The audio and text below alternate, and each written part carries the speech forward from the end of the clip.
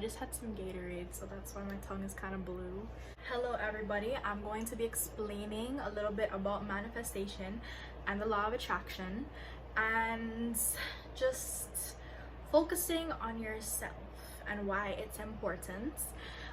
So basically, manifestation is kind of visualizing and feeling desires or dreams that you want in life and essentially attracting them towards you and like bringing those things towards you.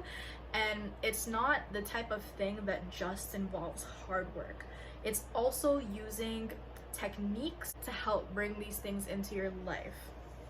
And we tend to attract things in our life subconsciously and consciously. For instance, if you're having a really good day, sometimes you feel like more good things are gonna happen and they just show up for you, where other times sometimes you're having a really bad day and the same thing happens in that case, where you think more bad things will happen and they end up happening. For those of you who don't believe in this, watch the next video, or I'll kind of explain why this can be applicable to your life too. But I feel like with the law of attraction, that just means like you're attracting stuff. So they're very interrelated, manifestation and the law of attraction. So sometimes we feel like maybe manifestation doesn't work for us. And I feel like that might be because we are doing it wrong.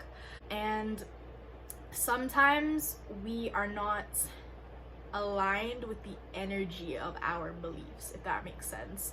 So if you want something, sometimes you have a very desperate energy towards it, and you are subconsciously kind of believing that this thing is so out of reach and so impossible to have or achieve that that's what you're actually attracting, that it's going to be harder for you. Even though you actually want this thing, you're kind of pushing it away in a sense.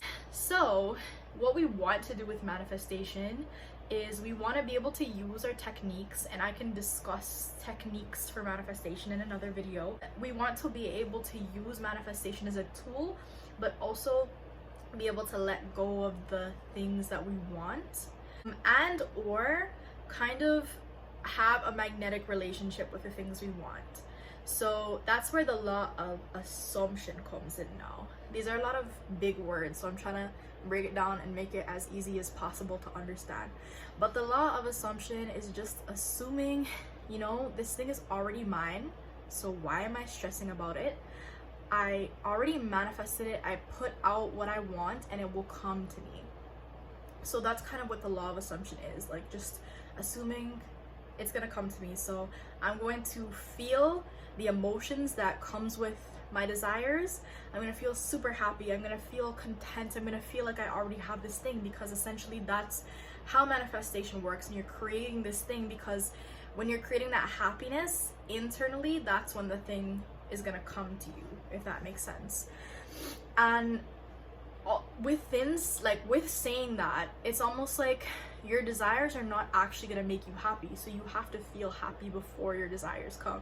And that's kind of a hard concept to hear, but that's what it is. And essentially we do need to make ourselves happy. Like nothing that we think will make us happy will, like it's all within, if that makes sense. We can't really depend on other people because all of those things are very temporary. It's really important to build a relationship with yourself, to understand yourself, to enjoy solitude, not loneliness, solitude. That's what Jay Shetty talks about, honestly, in this book. Where's the book? It's called 8 Rules of Love. I love it so much. And it's more about building a relationship with yourself and getting to know yourself on such a deep level.